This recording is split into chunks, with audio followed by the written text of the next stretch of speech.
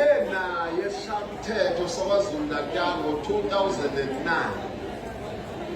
waphatha amakomiti amaningi. Hayi awuhlale phansi weduka phethe mina awuhlale phansi duka usafuna leyo nto yakho.